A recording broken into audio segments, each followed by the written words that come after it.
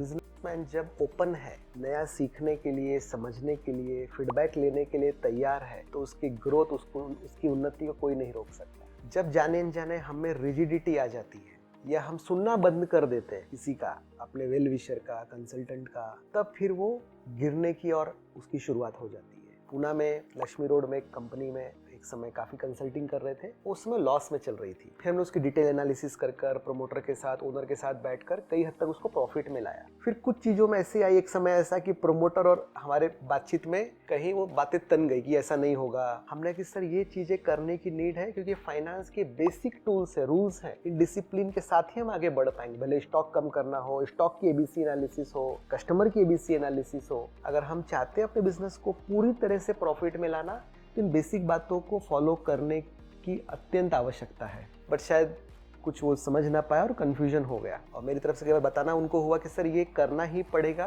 ताकि हम अपने बिजनेस को प्रॉफिटेबल कर सके, और वो नहीं मान रहे थे। और ऐसा बोलना हुआ कि सर आप ये चीज़ों को नहीं करेंगे ना, हम लॉस की तरफ जाएंगे, और एक समय ऐसा आएगा कि कंपनी में ताला लगाना पड़ेगा। और जैसा ही ऐसा बताए, वो एकदम नाराज हो गए, बहुत भड़क गए, हाउ डेयर यू से सो, तुम्हारा कड़त नहीं तुला, एंड ऑल दैट। मेरा कि ठीक है सर, आप मेरे से उम्र में बड़े हैं, हम आगे बात करते हैं। ऐसा कर 1-1.5 महीना कोई कम्युनिकेशन नहीं हुआ। लगभग 1-1.5 महीने के बाद उनका फोन आया और बोले कि आओ मिलकर हम फिर काम शुरू करते वापस। फिर 1.5 महीने के बाद हम गए, काम किए, शुरू किए। आज वो कंपनी जो एक समय लॉस में थी, आज वो प्रॉफिट में और ग्रोइंग है। लोग सेटिस्फाइड है, कस्टमर सेटिस्फाइड है, एम्प्लॉय सेटिस्फाइड है, और at the most important, owner is so satisfied. सिर्फ उनका ओपननेस, उस चीज को समझ पाना, समय के साथ मोल्ड हो पाना कि कोई मेरा एक प्रोडक्ट है, ये प्रॉफिट नहीं दे रहा है, तो उस प्रोडक्ट को मुझे बंद कर देने की नीड है जब तक वो क्रॉस सेल कर मुझे प्रॉफिट नहीं आ रहा। ऐसा हमारा कोई विंग है, कोई डिपार्टमेंट है जो मेरी प्रॉफिटेबिलिटी को चूस रहा है, खा रहा है, तो उसको रीथिंक करने की आवश्यकता है। सिर्फ इमोशनल डिसीजन या गट